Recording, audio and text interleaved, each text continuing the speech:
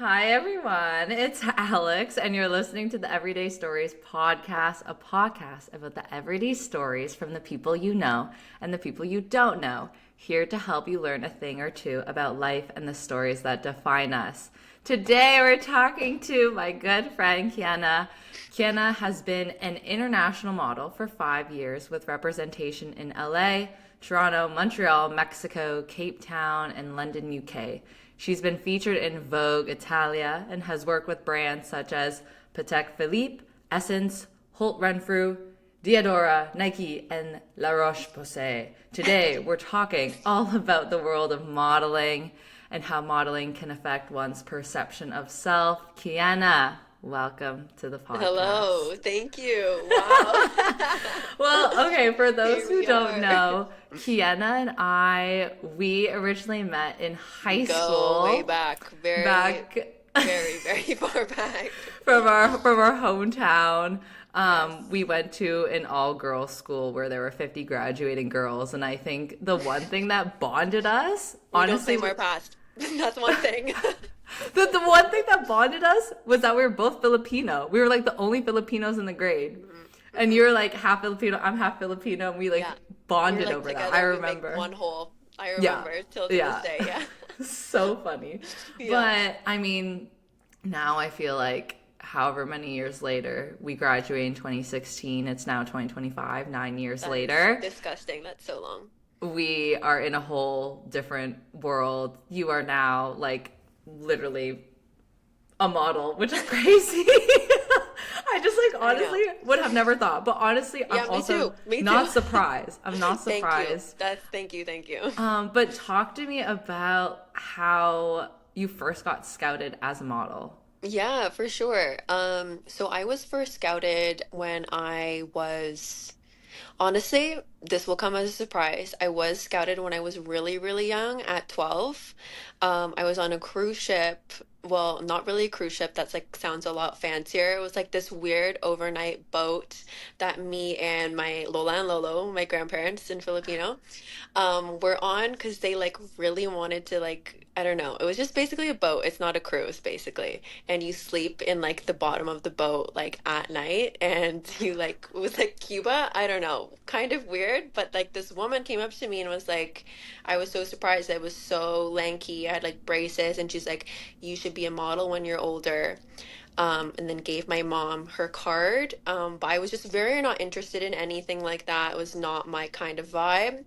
Couple years later, I was scouted again when I was 16, and just throughout my teenage years, it would randomly happen, but it just never resonated with me. It was never something that like really interested in me. But then when I was 20, I met my current mother agent, whose name is Peggy LePage. She's based here in Toronto. And yeah, I just decided, I'm in university. It sounds great because I was studying fine art, so it kind of made sense. Went in hand a little bit, same-ish worlds because I was really into fashion at the time. And I just went through with it and I signed with all of my agencies from there. And she was the perfect person for me. She made me feel super safe. And I'm very lucky to have like had my intro to such a crazy industry with someone so amazing. So I decided to go through when I met her. What was your shift from when you were younger growing up where you're like, I don't really want to be a model, to finally when you met Peggy, you Yeah. decided to just jump into the deep end? If I'm being completely real with you, it probably was like, oh my God, I'm a uni student. I don't know what I want to do with my life. Money sounds really great right now. Yeah, I'll do it. Oh my God. So did you start modeling while you were still in school? Yeah, I did actually. I actually started modeling right before COVID hit, so it was a bit of a weird time. But it was in my last year of university that I got scouted and started working, basically. And then really kind of worked on my brand. And then after COVID was over, it was when I really dove into the deep end and started doing things internationally. Got it. And then how Mhm. did you originally meet Peggy? I met her online, basically through an introduction. Oh, nice. Oh my Yeah. God. And so Mother Agent is like she is still Yeah, your agent to this day, but like the she OG is. agent. Yeah, sorry. So just to explain basically to not anyone in the industry what a mother agent is. It's basically not someone who is related to my agency. She's completely separate. Is the one that placed me with my agencies. She's just the person who scouted me, and her job is to scout and place people with agencies, basically. Wow. Yeah. Damn. She's And like a manager, is like a one other way to put it, basically. got it. A Mhm. momager. Momager. Yes. Very momager vibe. And now, thinking about all the years that you have put into your modeling career, why do you do it? Why do you model? Mhm. Honestly, I love meeting new people. I think for me, it was never really about what it was actually, which sounds kind of weird, but it was never about going in front of a camera and looking good. I look at myself and I just see myself, which can be a blessing and a curse, I think. So I don't a lot of times know what like looks good or like looks bad. But to me, I'm grateful for that because in this profession, it's a blessing. Like I can just kind of do whatever and not really feel um we're scared of it looking bad in this sort of way. Um wait, sorry, what was the main question again? Oh, why do you model? Oh yeah, yeah. Sorry, tangent. Um But yeah, I love to meet new people. And for me, it's not necessarily about the actual craft. It's more about everything that comes alongside of it. The travel, the people that I meet, all the opportunities that it comes alongside is what I think brought me to it. And maybe that's why, and I still stand that, when I was younger and I wasn't really drawn to it, I haven't really changed at the core, I think, from then, like my identity. But what has changed is that, I grew into myself, I grew into a woman. I'm more interested in meeting new people, and I saw that to be a door to kind of new experiences and new countries and stuff like that. It feels like almost l- as an external person looking into the modeling world, it feels like Hmm. very glamorous from like Oh, your description of no, it. girl. It No? is definitely not glamorous at all. Yeah, I wish I could say it was, and I know that it does look like it on social media and everything. But I think maybe unless you're very fortunate to be a nepo baby in the industry, it's actually very unglamorous. What is unglamorous about it? Um, well, I could share a story. Okay. Maybe I did a placement earlier this year in Cape Town, and I think something that people don't necessarily realize is the high risk that comes along with modeling. I got signed by an agency out in Cape Town, and this is very custom for girls, especially girls that live in a smaller town. They'll go to a bigger city or to another market to try to get new work. But there's no guaranteed work when you actually go and do one of these placements, as you can call it. You can get an advance on your accommodation and you can, have your accommodation paid for upfront, but you will have to pay that beforehand. And some people even take an out-of-pocket advance for spending money and stuff too. So, that's not something that's for free. And I think that people, when I think of modeling, they think of, oh, these girls, they get to travel for free. But no, all of that comes out of your own paycheck at the end of the day, even if you're getting it up front, if you're not paying it up front, it all comes out. And you're living in very interesting environments. I don't want to complain too much because obviously I'm like so, so, so grateful for all the opportunities that have come to me. But I just think it's important to always point out that how unglamorous things are because I think that is the biggest misconception. I was sharing a bedroom that was maybe, oh my God, I don't know feet that well, but like two single beds side by side with that you could jump from bed to bed.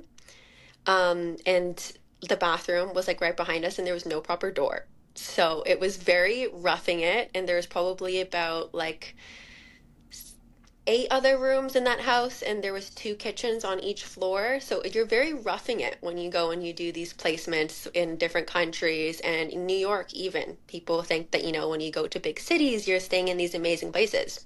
It's actually probably the better city you're staying in, the more rough that you're staying because they want to fit as many girls in there as possible, or as bunk beds, sharing rooms and everything like that. That's insane. Yeah. So you stayed in, it was basically like a modeling house. Like A everyone model else was house, there on yes. placement. Exactly, yeah. Oh my God. It's almost like a sorority house in a way. That's a good way to put it. Yeah, there's often the same cattiness. I got so lucky with the girl that I was rooming with. She was so lovely. But there's definitely could easily be a lot of competition and a lot of dynamics, like a sorority house, I would imagine. So wild. There has to be Yeah. like a reality show about it. Right? Yeah. Someone really should. I would love to watch Yeah, I've that. heard all kinds of stories, like girls putting like Nair, like the hair removal cream inside of like people's shampoo bottles to sabotage them. Like, I've heard it all. It's crazy. Oh my Yeah. God. Why would you even do at that point? I Oh, know. because it's like, oh, Because I they're need to get this competition. gig over you. Yeah, yeah, yeah. If a girl has the same look as you, if you know you're up for the same job, desperate times, people get Oh crazy. my God. I need to Yeah, watch, I literally need to watch a reality show about I like the know. I model know. like And if it horror doesn't exist, stories. someone needs to make it right now. Yeah. Maybe Wow, I that's should. so wild. I was wondering like if you've ever looked at past pictures of yourself or old campaigns and literally looked at yourself and thought like this looks nothing like me. I think I heard someone speaking about it. I think it was Pamela Anderson in one of her recent interviews was talking about how it's it's hard to view yourself because you look at yourself all the time. I think honestly a lot of girls have it. Just I have become to realization of it being in an industry where you look at yourself so much and it is so much about your looks. But I think we so often look at our faces more than what we realize. And because of that, you become either hyper aware or you become the complete opposite, which is what I think I have become, where you are just not almost present in your body, is what I think it's about. Mm. Yeah. Almost like you're disassociating in a Yeah. way. Yeah, I would say so. Yeah. That's a Oh. good way to put it. And so that kind of leads like really well into my next question, which is how has modeling affected how you perceive yourself and hmm also how you think others perceive you? That's really interesting that you say that because I was thinking about that, just with the new year coming up and everything.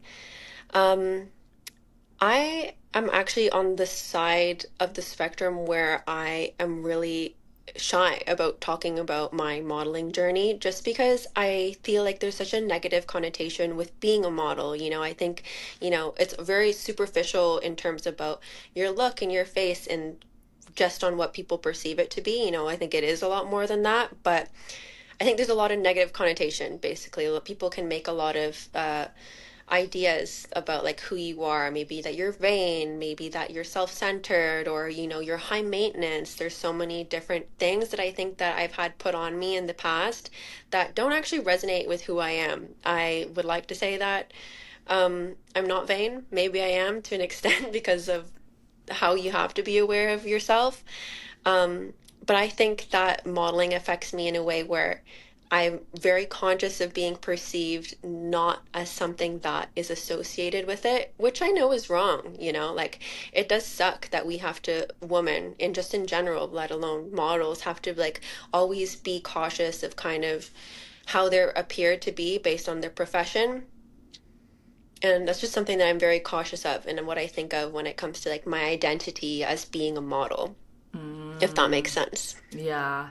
I Mhm. it goes back to what you were saying about like almost disassociating from yourself because like you see an image of yourself all the time.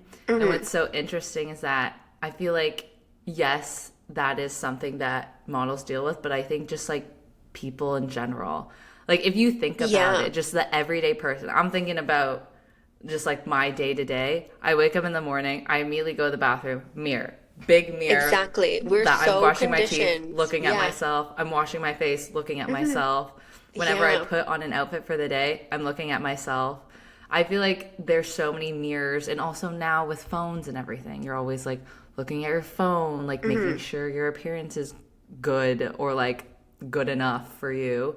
But I feel like almost with models too, it's probably exacerbated a little bit more because like people are taking pictures of you and then you take a look at a picture that was just taken of you, but that's like your day-to-day work wise. Hmm. So I Yeah. think the connection between like the work that you do and how you see yourself, and also like how people perceive you or how you think people perceive you, is such an interesting topic, because models obviously, like, not all models are like self-centered, but I think you're going to find like self-centered, selfish people no matter what industry you go into. 100%. Yeah.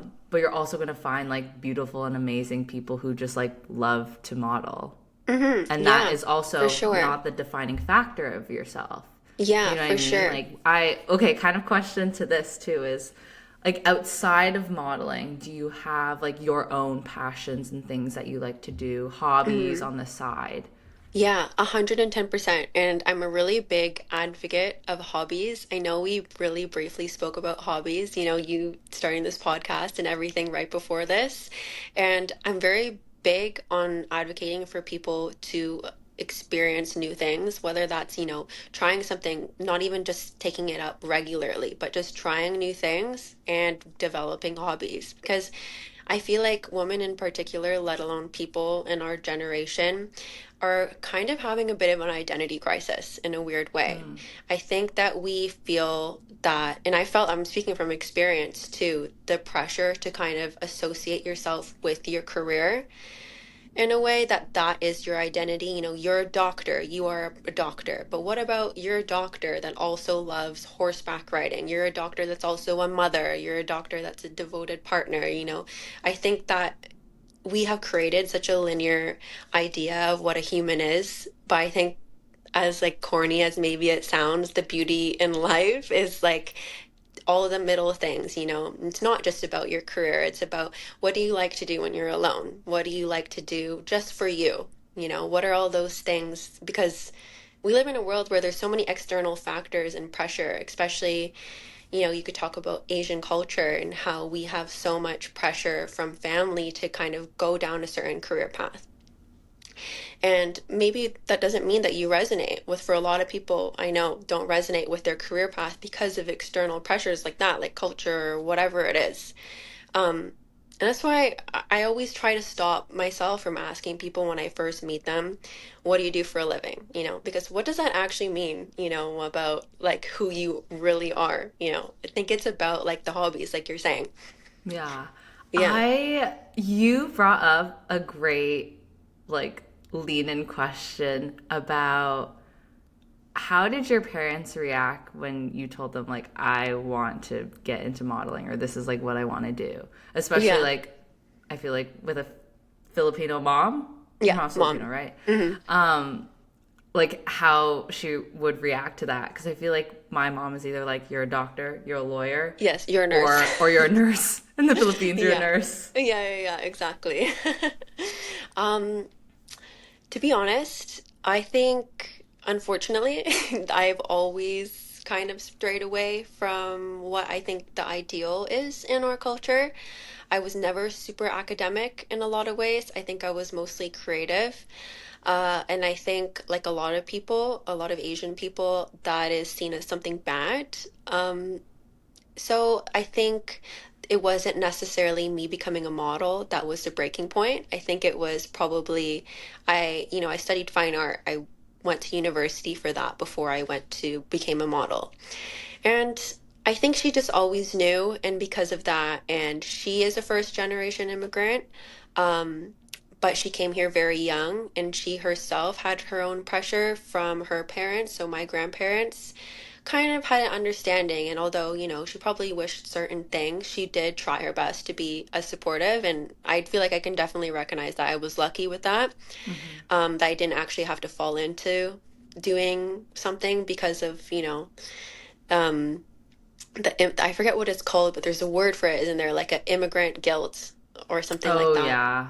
Yeah, I definitely feel that and it's real, but I think my mom was aware of it herself and she did want the best for me, and also just knew at her core that that wasn't going to be me too. It's because you gave the early signs. I gave You're the like, early I'm not signs. gonna be a nurse. Yeah, but thankfully, my younger sister, she's like, I'm gonna be in computer science. So she probably was like, okay, at least I have the other one that's good. Thank Yeah, you. thank God. Yeah, exactly.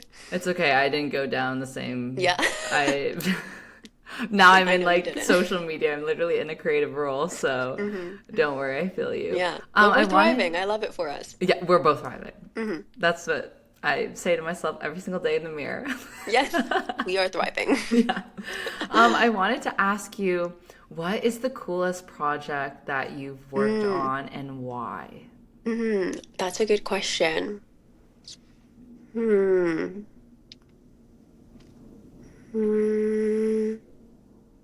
Hmm. Okay, I would say one of the coolest projects that I worked on was for a campaign for Diadora, which is an athletic brand. I don't know, I think it's European or Italian. And I shot it in Cape Town when I was out there.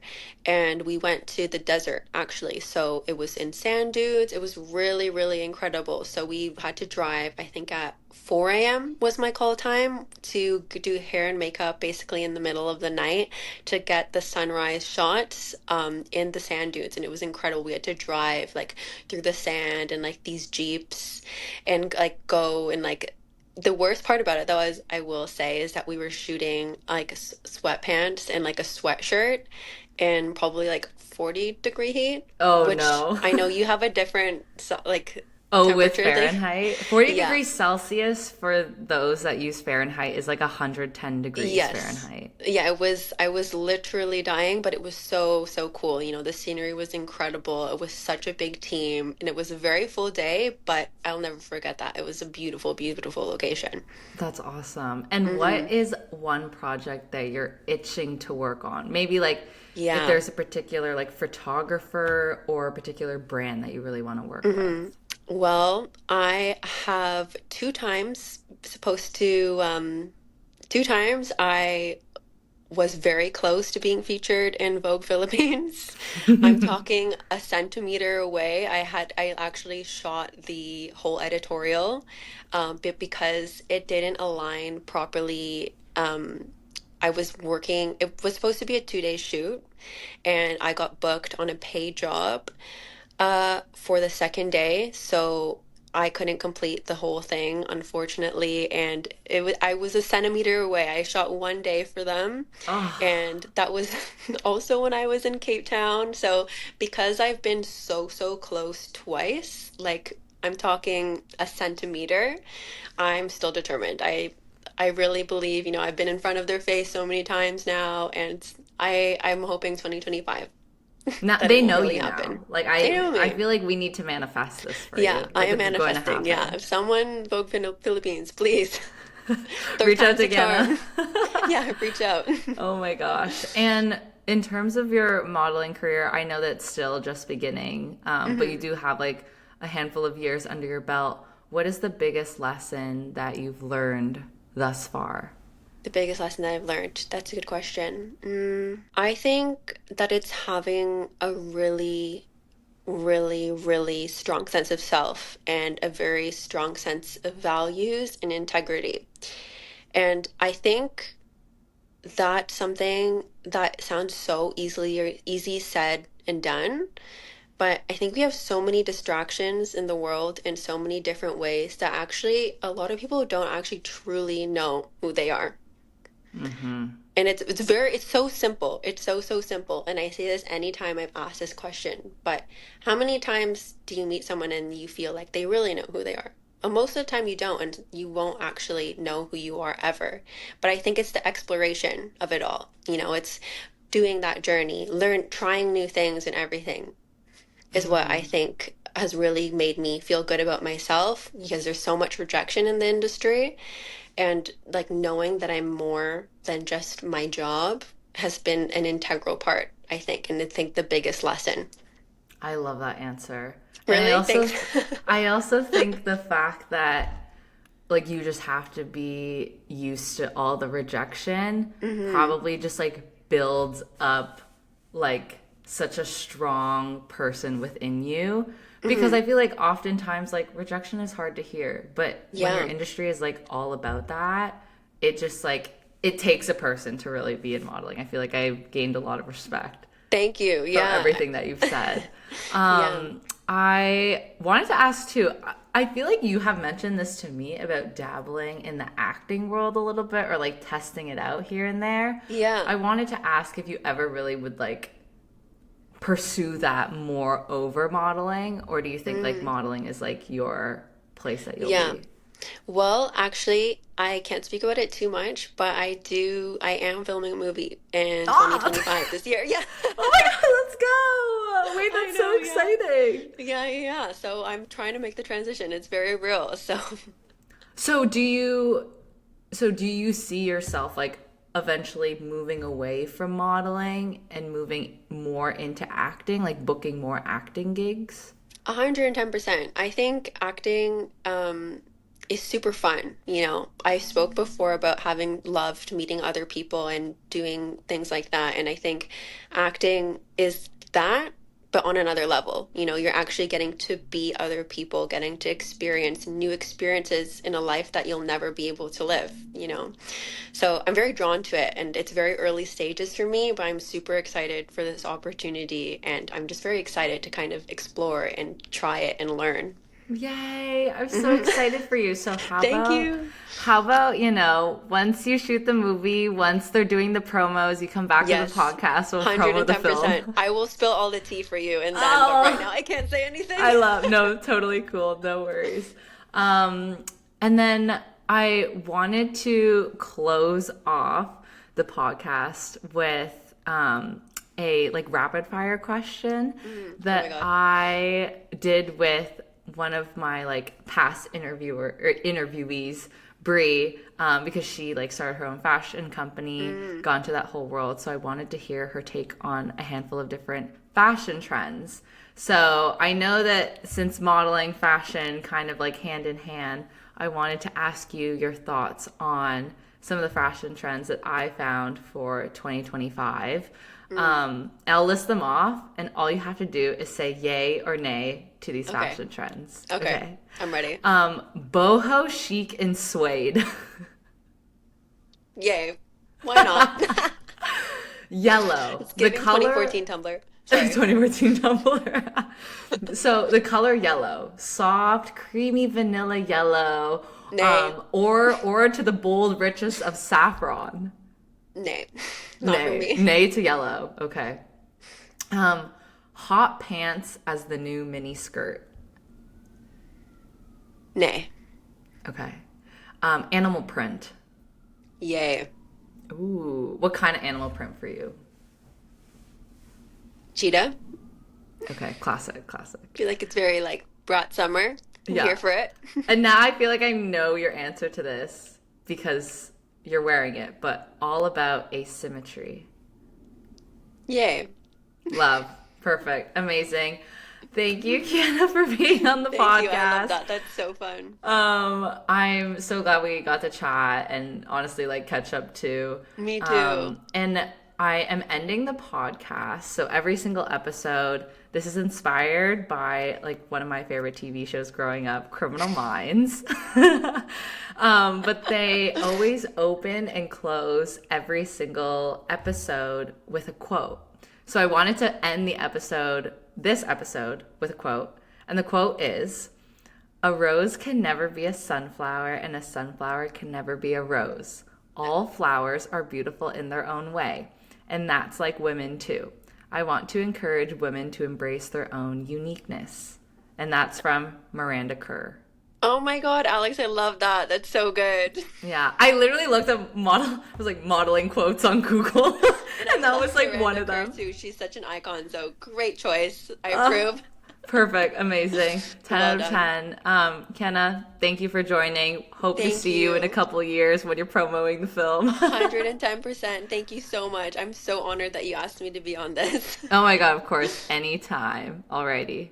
That is it.